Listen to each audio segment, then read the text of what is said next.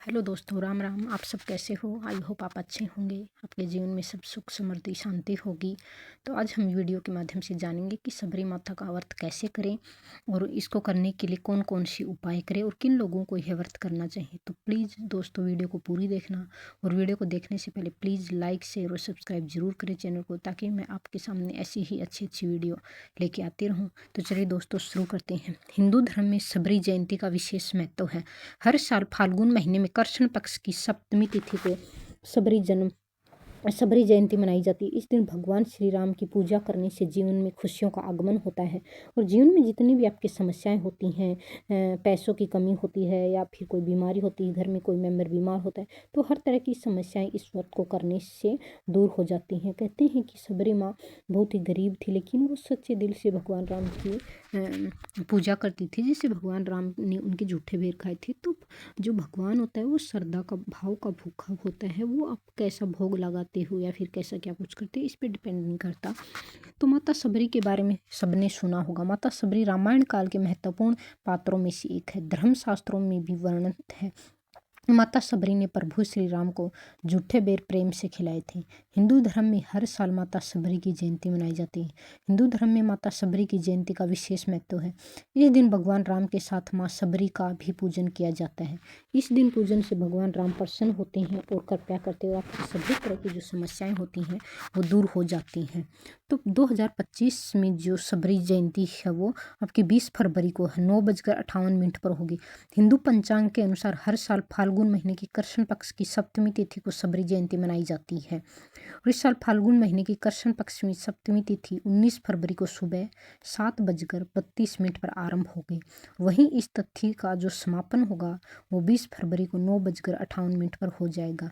ऐसे में इस साल 20 फरवरी को सबरी माता की जयंती मनाई जाएगी और इस दिन का व्रत रखा जाएगा। तो दोस्तों, अगर अभी तक आपने मेरे चैनल को लाइक शेयर और सब्सक्राइब नहीं किया है तो प्लीज़ प्लीज़ दोस्तों चैनल को लाइक शेयर और सब्सक्राइब कर दो। आपकी 1 सेकंड की मेहनत की वजह से मुझे बहुत कॉन्फिडेंस मिलता है और मैं आपके सामने अच्छी अच्छी वीडियो लेके आने में सक्षम होती हूँ। तो प्लीज़ चैनल को लाइक शेयर और सब्सक्राइब जरूर करें। और आइए अब जानते हैं सबरी जयंती पर राम की पूजा की विधि कैसे करते हैं, यानी कैसे कौन सी विधि विधान के साथ करें। दोस्तों, मैंने पहले भी आपको बताया मेरी पीछे वाली वीडियो में कि हमें है ना एक तो साफ़ सफाई का और एक मन साफ मन से ही किसी भी देवता की पूजा पाठ या उसमें करना चाहिए, तभी हमें फल मिलता है। अगर हम निस्वार्थ भाव से किसी भी देवता को पूजते हैं तो हमें उसका फल ज़रूर मिलता है। सबरी जयंती के दिन ब्रह्मा मुहूर्त में स्नान करके साफ कपड़े पहनने चाहिए।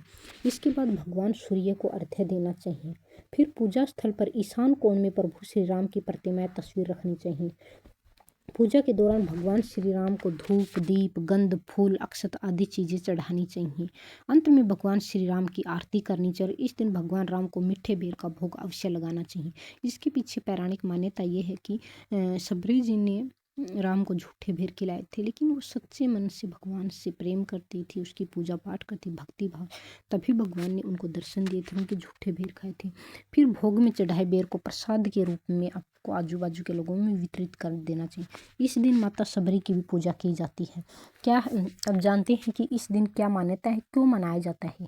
मान्यताओं के अनुसार इस दिन जो पूरे मन से भगवान राम की सेवा सत्कार करता है उसे प्रभु दर्शन देते हैं और उसकी सभी मनोकामनाएं पूरी करते हैं। प्रसन्न होकर उसके घर की सुख समृद्धि शांति सारी लौटा देते हैं। अगर आपके घर में भी कोई समस्या है तो प्लीज़ आप ये व्रत जरूर करें और ये व्रत महिला और पुरुष दोनों कर सकते हैं। इसी मान्यता के आधार पर इस दिन प्रभु राम और माता सबरी की पूजा की जाती है। मान्यता है कि सबरी जयंती के दिन ही सबरी को मोक्ष की प्राप्ति हुई थी और सबरी जयंती पर जो भी भगवान राम और माता सबरी की पूजा करता है उस पर प्रभु की कृपा दृष्टि हमेशा बनी रहती है। सबरी जयंती पर रामचरितमानस का पाठ किया जाता है। मान्यता कि इससे प्रभु का आपको फल मिलता है। उज्जैन सबरी जयंती पर माता सबरी की पूजा अर्चना करने से भगवान राम की कृपा भी प्राप्त होती है।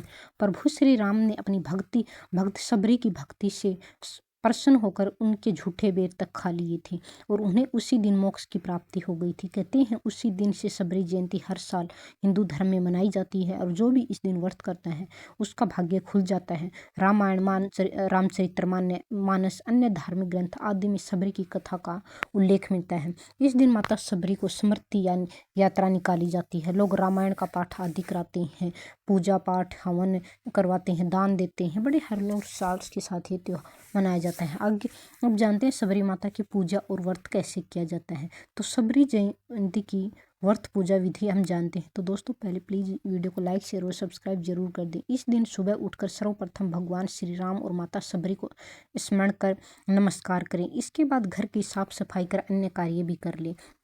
अब गंगा जल युक्त पानी से स्नान ध्यान कर साफ वस्त्र पहने, आमचन कर अपने आप को पवित्र कर व्रत का संकल्प ले। भगवान श्री राम और माता सबरी की पूजा फल फूल दुर्वा सिंदूर अक्षत धूप दीप अगरबत्ती आदि लेकर सबरी माता और भगवान श्री राम को प्रसाद में बेर अवश्य भेंट करें।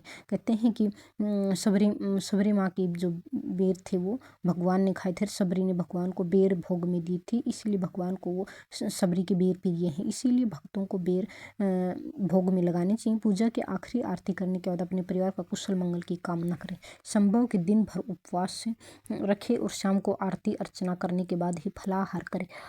अगले दिन दोबारा पूजा करने के बाद ही व्रत खोले। धर्म ग्रंथों के अनुसार माता सबरी भगवान श्री राम की परम भक्त थी। सबरी का असली नाम समरणा था। ये भील समुदाय के सबर जाति से संबंध रखती थी। इसी कारण कालांतर में उनका नाम सबरी हुआ। इनके पिता भीलों के मुखिया थे, बड़े सरदार थे। उन्होंने समरणा का विवाह एक भील कुमार से तय किया था। विवाह के पहले परंपरा के अनुसार कई 100 पशुओं को बलि देने के लिए लाया गया, जिन्हें देख ब्राह्मणा का हृदय द्रवित हो उठा कि यह कैसी परंपरा जिसके कारण बेजुबान और निर्दोष जानवरों की हत्या की जाती है।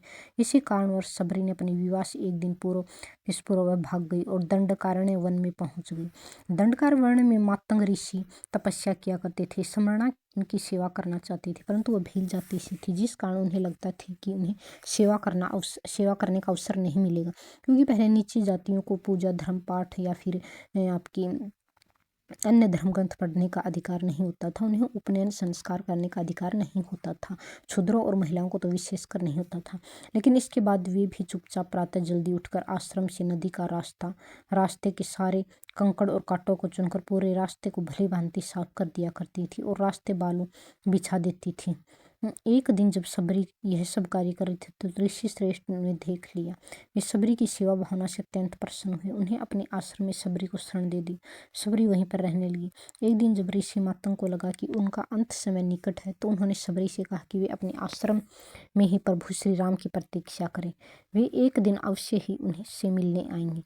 मातंग ऋषि की मृत्यु के कुछ दिन बाद सबरी का समय भी आ गया और वह भी इंतजार करते करते थक चुकी थी भगवान का। लेकिन सबरी ने कहा कि अपने आश्रम में वे भी एक दिन अवश्य ही उनसे मिलने आएंगे।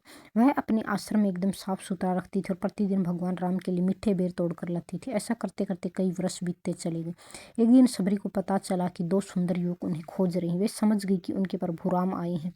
माता सबरी उन्हें घर लेकर आई और अपने तोड़े हुए मीठे बेर राम को दिए। भगवान राम ने बड़े प्रेम से बेर खाए और अब खुश होकर उन्हें आशीर्वाद दिया। अपनी भक्त सबरी को पूर्ण किया। तो दोस्तों आपको कहानी कैसी लगी? अगर आपको वीडियो अच्छी लगी तो प्लीज़ दोस्तों वीडियो को लाइक शेयर और सब्सक्राइब जरूर करें। प्लीज़ दोस्तों, वीडियो को बनाने में बहुत मेहनत लगती है, तो प्लीज़ वीडियो को लाइक शेयर और सब्सक्राइब जरूर करें। अगर अभी तक आपने चैनल को लाइक नहीं किया और कमेंट नहीं किया है तो ज़रूर कमेंट करें। वीडियो में नीचे जय माता सबरी जय श्री राम लिखना ना भूलें।